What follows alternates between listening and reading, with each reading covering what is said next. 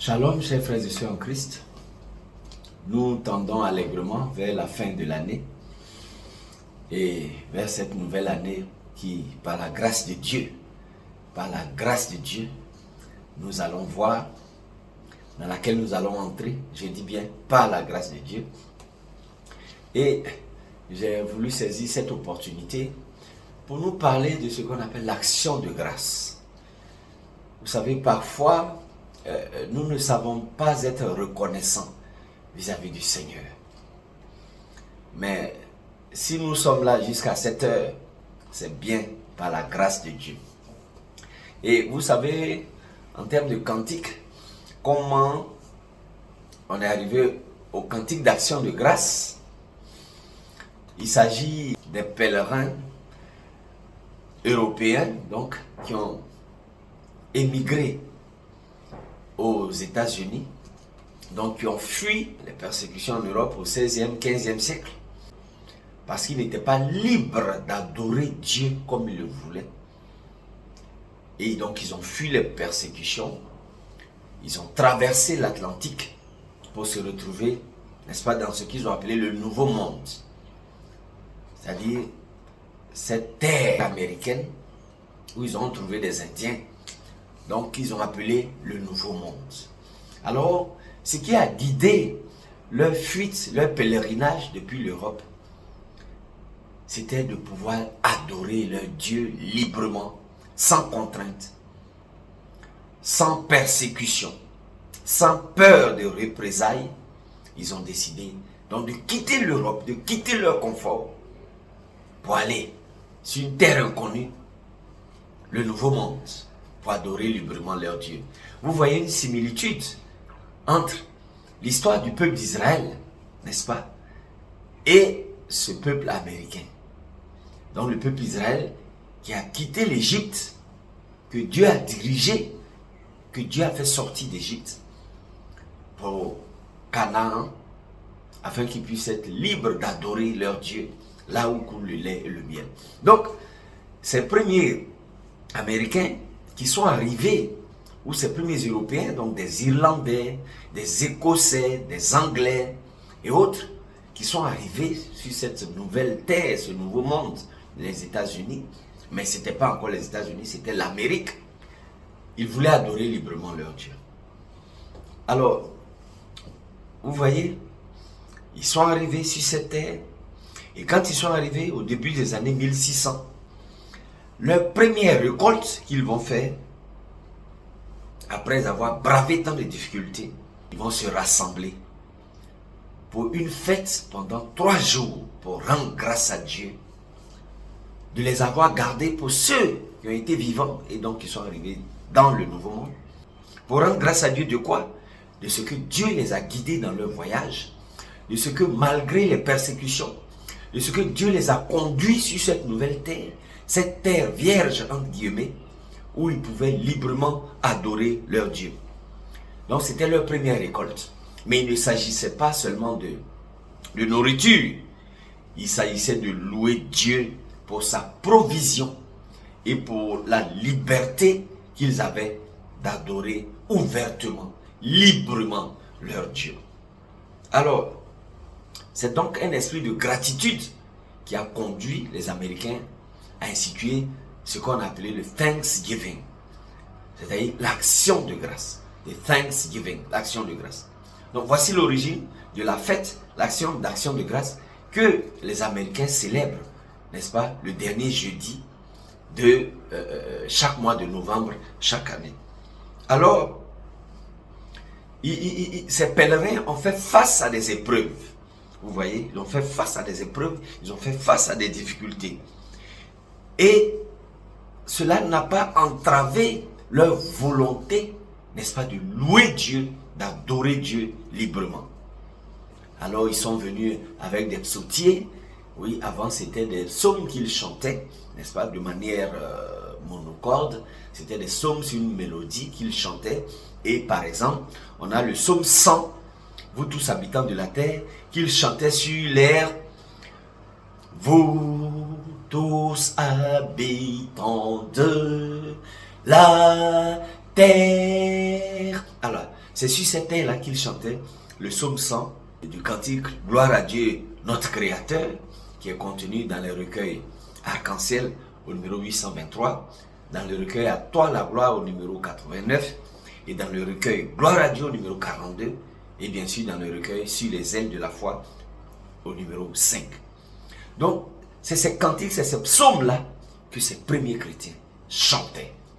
Donc, voici d'où est partie la fête aux États-Unis qui est célébrée, qu'on appelle le Thanksgiving, c'est-à-dire c'est une fête d'action de grâce qui est célébrée, n'est-ce pas, pour rendre grâce à Dieu de ce que Dieu leur a permis de trouver cette nouvelle terre, de ce que Dieu leur a donné leur première récolte sur cette nouvelle terre. Et pendant 3 jours, ils ont été reconnaissants. Vous voyez, ils ont fait fi de toutes les difficultés qu'ils ont traversées. Ils ont fait fi de toutes les maladies qu'ils ont connues durant leur traversée. Ils ont fait fi de toutes les souffrances et de toutes les vicissitudes qu'ils ont connues, n'est-ce pas, dans leur traversée, n'est-ce pas, de l'Atlantique, dans ce qu'on a appelé le Mayflower. Et c'est le bateau, n'est-ce pas, dans lequel ils ont traversé l'Atlantique pour arriver en Amérique. Donc vous voyez, ces premiers chrétiens avaient vraiment la foi et la reconnaissance. Et vous voyez par exemple le psaume 95, il dit « Venez, chantons avec allégresse », que nous chantons très souvent dans nos églises, qui est une invitation à adorer et à s'incliner en signe de gratitude devant le Seigneur. Donc, les chants et cantiques de nos devanciers dans la foi étaient simples et sincères. Ils étaient chantés à l'unisson, sans instrument, pour faire du bruit. Ces hymnes ou ces psaumes ont fondé leur foi, leur donnant un moyen de louer Dieu au milieu de l'incertitude et des difficultés. Alors, donc nous avons des hymnes de reconnaissance à Dieu. Et si j'ai choisi ce moment où nous tendons vers la fin de l'année, c'est un moment idéal pour faire une pause, pour réfléchir et exprimer notre gratitude pour les nombreuses bénédictions que nous recevons dans nos vies. Cette période, frères et sœurs en Christ, je le répète, est une période idéale pour faire une pause, pour réfléchir et exprimer notre gratitude pour les nombreuses bénédictions que nous recevons dans nos vies. Alors, cette pause peut se faire autour d'un bon et copieux repas familial. Mais cette pause peut aussi se faire dans la réflexion, dans la prière, dans la reconnaissance, dans l'action de grâce. Et confier, n'est-ce pas, cette nouvelle année qui vient au Seigneur. Alors, ces hymnes, nous avons toujours su compter sur nos hymnes qui de façon spéciale, voilà, font passer nos cœurs de l'abattement au réconfort, du doute à la confiance, de la peur à la sécurité, de l'incertitude à l'espérance, du désespoir à l'espoir, du deuil à la consolation et de la négativité à la gratitude. Voici nos hymnes de reconnaissance que nous ont donné nos pionniers, nous ont donné nos pères, nos devanciers dans la foi. C'était des hymnes, nous disent-ils, des hymnes qui nous font passer de la négativité à la gratitude. En d'autres termes, cela ne signifie pas que nous ne devons pas ou que nous n'avons pas eu des difficultés dans cette année 2024 qui va finir bientôt. Oui, nous avons eu des difficultés. Oui, nous avons eu des difficultés. Nous avons été abattus. Mais Dieu nous a donné le réconfort. Nous étions ou nous avons été dans le doute. Mais Dieu nous a donné la confiance. Nous avons eu peur.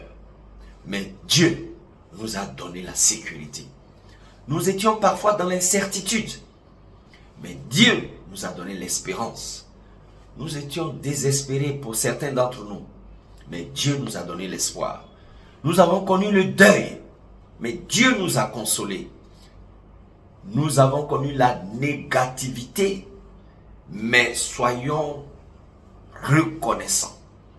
Et nos hymnes d'action de grâce, donc, nous aide à passer de la négativité à la gratitude. Voici comment le Thanksgiving a été institué aux États-Unis et c'était en octobre 1789 par le président, je crois, George Washington, n'est-ce pas, qui a institué de manière officielle en 1789, qui a institué, n'est-ce pas, les journées ou la journée d'action de grâce, ce qu'on appelle le Thanksgiving. Comme j'ai eu à le dire, leurs dévanciers dans la foi sont arrivés là sur cette nouvelle terre et les premières récoltes qu'ils ont eues sur cette nouvelle terre-là, ils ont voulu rendre grâce à Dieu pendant 3 jours, n'est-ce pas, de ce que Dieu leur a permis sur ce nouveau sol qu'ils viennent de fouler, d'avoir des récoltes. Donc, ils ont célébré Dieu, ils ont loué Dieu, certes, autour des repas, mais ce n'était pas le repas qui était le plus important. C'était d'être reconnaissant à Dieu pour cette nouvelle terre qu'il leur a donnée. Cette nouvelle terre fertile, bénie, qui leur a permis d'avoir ces récoltes. Donc, frères et sœurs en Christ, ces cantiques-là nous aident, n'est-ce pas, à avoir foi au Dieu de la vie. Vous avez connu des difficultés, sûrement au cours de cette année, comme j'ai eu à le dire. Vous avez été abattus. Mais Dieu vous a donné le réconfort. Vous avez été dans le doute. Il vous a donné la confiance. Vous avez eu peur, mais il vous a donné la sécurité. Vous étiez dans l'incertitude. Il vous a donné l'espérance. Vous étiez dans le désespoir. Il vous a donné l'espoir. Vous étiez dans le deuil. Il vous a consolé. Et sachant, frères et sœurs, laissez de côté la négativité pour passer à la gratitude. Parce que Dieu fait de grandes choses pour nous. Et soyons toujours reconnaissants. Soyons toujours reconnaissants. C'est le temps, le moment idéal, là, frères et sœurs en Christ, de faire une pause, d'appuyer sur le bouton pause et de réfléchir, de compter tous les bienfaits de Dieu. Oui, ça n'a pas été facile. L'année n'a pas été facile pour beaucoup. Mais Dieu a gardé. Vous qui êtes là en ce moment, Dieu vous a gardé. Il faut lui rendre grâce. Alors, vous voyez des cantiques comme Now we thank you, you our God. C'est-à-dire, ô Seigneur éternel, une nouvelle année, par ta grande bonté, nous est encore donnée. Alors ce cantique, contenu dans le recueil À toi la gloire, au numéro 329, dans le recueil Chant de victoire, au numéro 285, dans le recueil Gloire à Dieu, au numéro 418, dans le recueil Hymne et louange, au numéro 247, et dans le recueil Sur les ailes de la foi, au numéro 391, ce cantique qui a été écrit par l'Allemand Martin Ringard en 1636, et ce cantique, n'est-ce pas, qui nous demande d'être reconnaissant à Dieu pour sa providence, même dans les moments d'épreuve et de disette. Ensuite, le cantique My Country, Tis to Thee, ou encore Ô toi dont les bienfaits ne tarissent jamais. Ô toi dont les bienfaits ne tarissent jamais, ô Dieu de paix.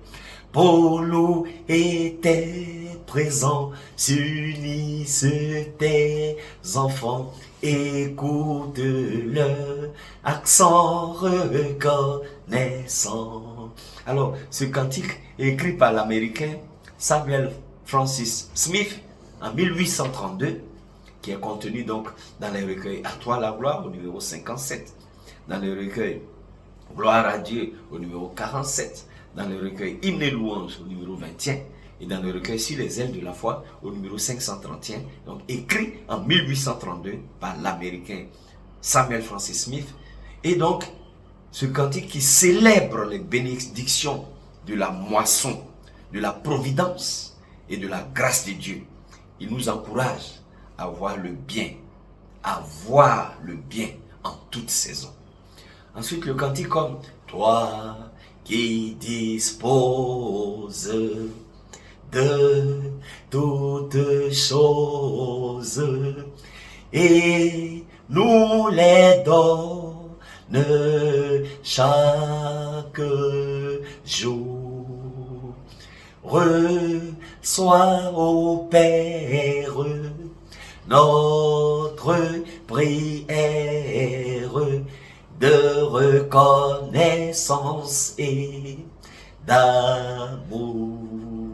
Oui, ce cantique, toi qui disposes de toutes choses, écrit par l'américain Joseph August Sayce en 1823, et qui est contenu dans les recueils Arc-en-ciel au numéro 631, le recueil À toi la gloire au numéro 215, le recueil Chant de victoire au numéro 149A, le recueil J'aime l'éternel au numéro 63, le recueil Gloire à Dieu au numéro 468, le recueil Hymne et louange au numéro 190, le recueil Sur les ailes de la foi au numéro 52. Donc ce cantique qui nous invite à toujours adresser à Dieu une prière de reconnaissance, quelles que soient les situations dans lesquelles nous nous trouvons. Vous voyez, frères et sœurs, ces cantiques sont contenus dans tous les recueils. Ce sont des cantiques d'action de grâce. Alors, ces cantiques élèvent notre esprit, soutiennent notre morale et nous aident à remplacer l'inquiétude par la louange, le désespoir par l'espoir, en gardant notre cœur centré sur la fidélité immuable, durable et éternelle de Dieu. Alléluia. Je reprends. Ces cantiques élèvent notre esprit. Ils soutiennent notre morale. Ils nous aident à remplacer l'inquiétude par la louange et le désespoir par l'espoir et l'espérance, en gardant notre cœur centré sur la fidélité immuable, durable et éternelle de Dieu.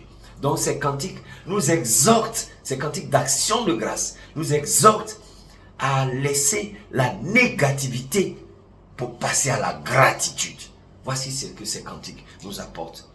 Et le roi Ézéchias, dans Ésaïe au chapitre 38, les versets 16 à 18, disait « Seigneur, c'est par tes bontés que l'on jouit de la vie. C'est par elle que Daliopo respire.